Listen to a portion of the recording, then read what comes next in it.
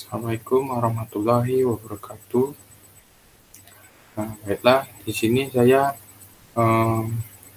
akan membuat tugas mengenai aliran rational expectation atau disingkat RTX.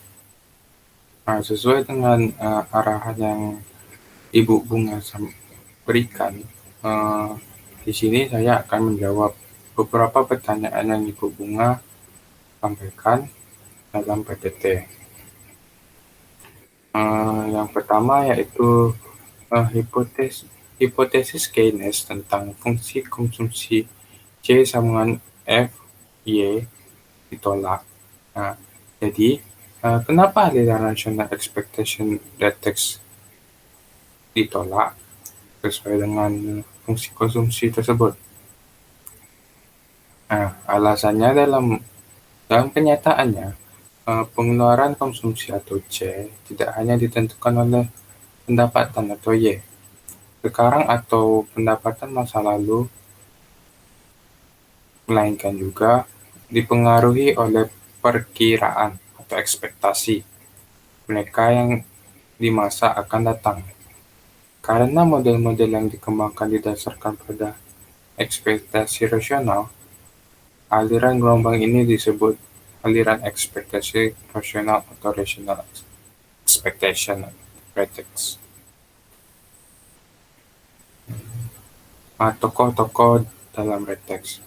Jadi, apa pemikiran masing-masing tokoh? Yang pertama yaitu John F. Mood. John F. Mood merupakan pencetus pertama ide vertex, di mana pada tahun awal, yaitu 1960-an, ia mengeluarkan premis ekspektasi tiap individu bersifat rasional bila ekspektasi tersebut identik dengan hasil prediksi model. Prediksi ini mengandung pengertian bahwa apabila masyarakat mengetahui benar informasi tersebut, suatu peristiwa atau kebijakan maka akan reaksi di mana reaksi tersebut berciri rasional. Pemikiran John F. Mood menyatakan bahwa terdapat dua dasar ekspektasi yang sebagai berikut. Yang pertama yaitu rata-rata ekspektasi dalam suatu industri lebih akurat daripada model naif dan seakurat sistem persamaan rumit, meskipun ada perbedaan pendapat lintas bagian yang cukup besar. Yang kedua, harapan yang dilaporkan umumnya meremehkan tingkat perubahan yang sebenarnya terjadi. Yang kedua yaitu Robert E. Lucas Jr. Kontribusi Lucas dalam aliran vertex yaitu dalam bukunya yang berjudul Lucas Critic, yang menjelaskan bahwa berbagai persamaan empiris yang diperkirakan dalam model tersebut berasal dari periode di mana orang memiliki harapan khusus tentang kebijakan pemerintah. Salah satu implikasi penting dari karya Lucas adalah pemerintah yang kredibel, yaitu pemerintah yang membuat dirinya dimengerti dan dipercaya, serta dapat dengan cepat mengakhiri inflasi besar tanpa peningkatan besar dalam pengangguran. Nah, yang ketiga, Thomas J. Sargent. Thomas Sargent merupakan seorang ekonom yang terpercaya pada ekspektasi rasional, mendasar kepercayaan mereka pada asumsi ekonomi standar, bahwa orang yang berperilaku dengan cara memaksimalkan utility mereka atau kenikmatan hidup mereka atau keuntungan. Teori yang disampaikan Sargent menciptakan teori-teori baru yang membuat teori rational expectation menjadi lebih mudah dipahami dan dipraktikkan. Juga teori-teori tersebut merupakan teori random walk atau efficient market, teori security price, teori dynamic hyperinflation, teori permanent income, teori siklus konsumsi, dan teori design of economic stabilization policies. Selanjutnya yaitu tokoh Neil Wells.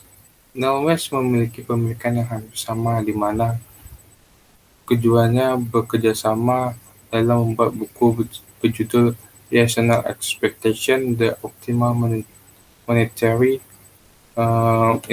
Instrument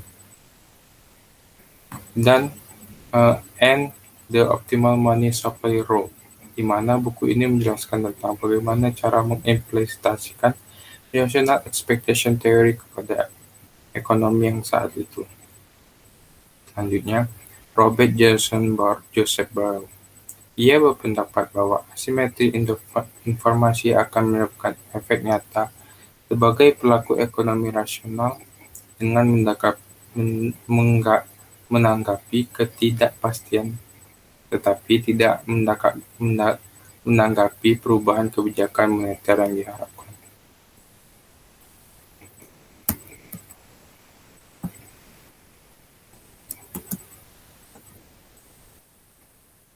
Apa perbedaan reteks dengan aliran lain? Perbedaan yang pertama itu pada kubu monetaris atau sama Keynes. Kubu ini melihat perekonomian dari segi permintaan, hanya beda dalam penekanan kebijakan moneter dan fiskal. Perbedaan pada sisi penawaran yaitu aliran ini melihat perekonomian agregat dari sisi penawaran. Tapi aliran reteks ini hampir mirip dengan kaum klasik, yang mana mereka sama-sama beroperasi dalam kerangka pemikiran pendekatan pasar bersih atau market planning approach. Sekianlah dari tugas saya, yaitu menjawab beberapa pertanyaan yang Ibu Kuna sampaikan. Lebih dan kurang saya mohon maaf. Assalamualaikum warahmatullahi wabarakatuh.